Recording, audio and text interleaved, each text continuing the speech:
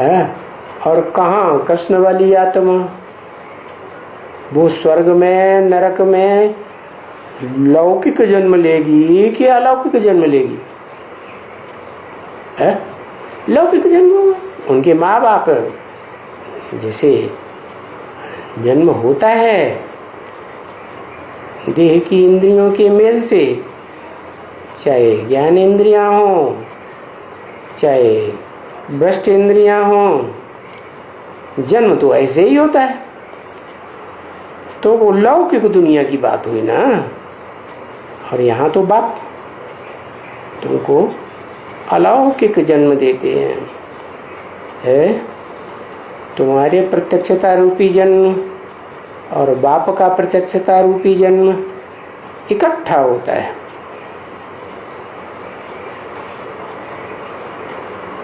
तो तुम बच्चों को भी अलग अलौकिक जन्म देते हैं क्या?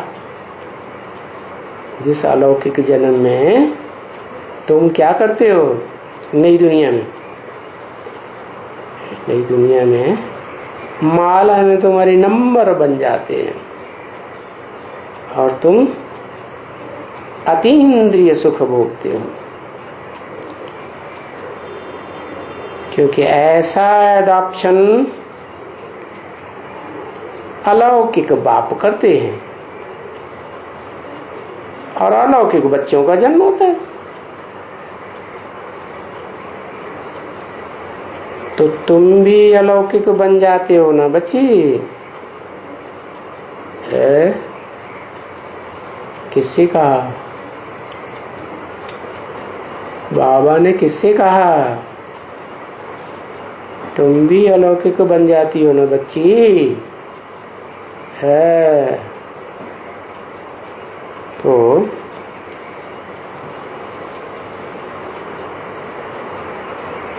बच्ची मने एक कोई बच्ची की तरफ ध्यान गया तो जरूर वो बच्ची या तो ज्ञान में आ चुकी है,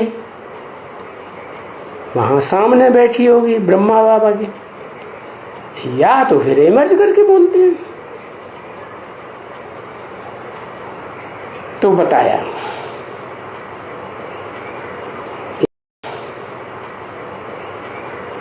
इसलिए वो भी बाप है। कौन? किसकी बात हो रही थी? है कौन सा बाप की बात हो रही थी? वो बाप है, मनुष्य सृष्टि का बाप है कि अम्मा है? मनुष्य सृष्टि का बाप कौन है? जो अलौकिक बनता है, प्रजापिता, वो भी बाप है ना, लेकिन अलौकिक बाप है। और मैं शिव पारलौकिक बाप है। बाप वो भी है बेहद का, और बाप मैं भी हूं शिव। तो इसको अलौकिक कहा जाता है। क्या? पारलौकिक बाप जिसमें परमानेंटली प्रवेश कर जाते हैं तो वो अलौकिक हो गया। तो तीन तरह के बाप हो गए, लौकिक बाप और पारलौकिक बाप। क्यों कहा जाता है पारलौकिक बाप? क्योंकि वो सदा काल सदा सर्वदा पारलोक में रहता है। कहाँ के पार?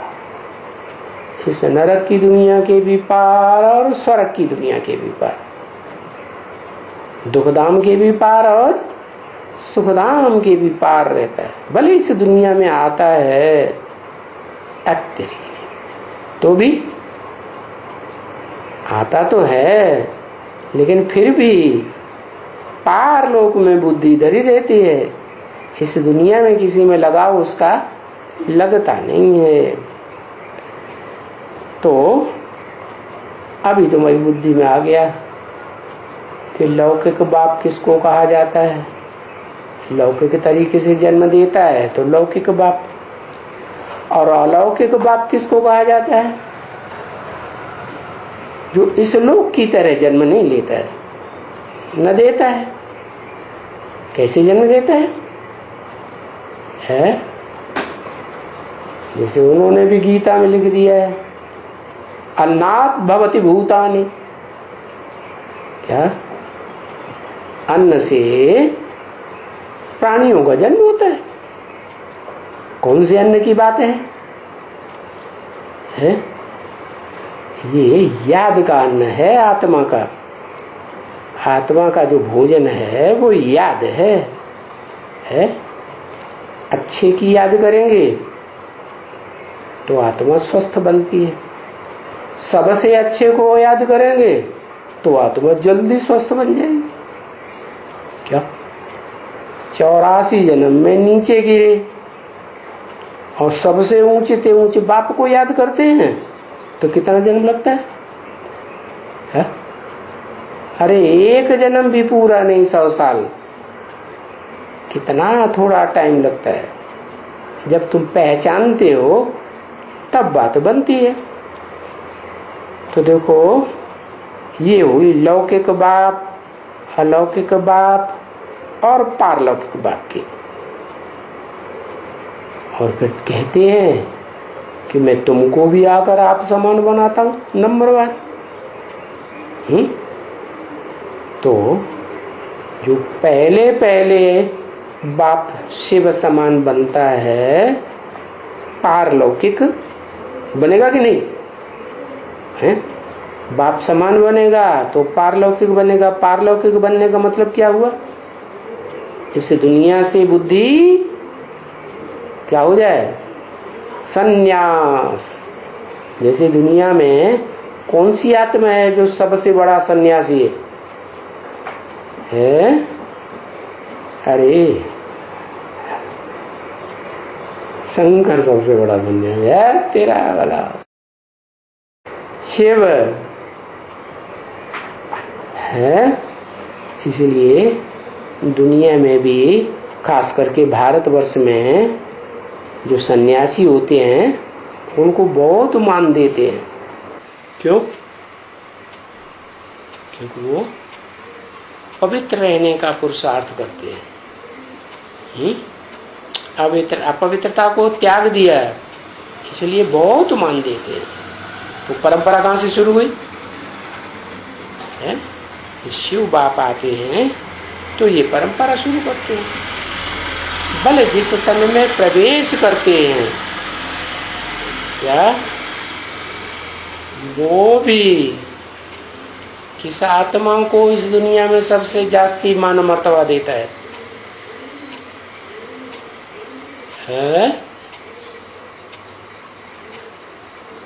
जिसमें प्रवेश करते हैं वो किस आत्मा को मान मर्तबा देता है? शिव को देता है? बाकी ये सारी दुनिया झूठी साबित होती है, दुखदाई साबित होती है, धोखेबाज साबित होती है, तो उसको पसंद ही नहीं आती है। क्या ये दुनिया मेरे काम की नहीं? और फिल्मों में गीत बनाए ना, ये दुनिया ये मंजिल मेरे काम की नहीं मेरे। अब ये नहीं समझते ये है गीत किसका, किसने वास्तव में गाया है। ऐसे गीत गाते रहते हैं, लेकिन उनको जो गीत आते हैं वो ऐसे अच्छे अच्छे गीत आते हैं जो बिल्कुल यहाँ संगम युग में लागू हो जाते हैं। तो अभी तुमको पता चल गया कि बाप आकर लौकिक तरीके से जन्म नहीं देते हैं। कैसा जन्म देते हैं? अलौकिक जन्म देते हैं। क्या? कैसे बताते हैं, तुम शरीर नहीं हो, देह नहीं हो, आत्मा हो। अपने को आत्मा समझ करके बाप को याद करेंगे तो क्या होगा? है? निराकार आत्मा निराकार बाप को याद करेगी, भले साकार तन में याद करेगी, तो भी प्यार कहाँ जाएगा आत्मा का? जिसको याद करेगी उसी के प्रति प्यार जाएगा ना। तो ये जो आत्मा का भोजन है, जिसको प्यार करते हैं उसे प्यार मिलता है। क्या दुनिया में भी यही रीति है क्या?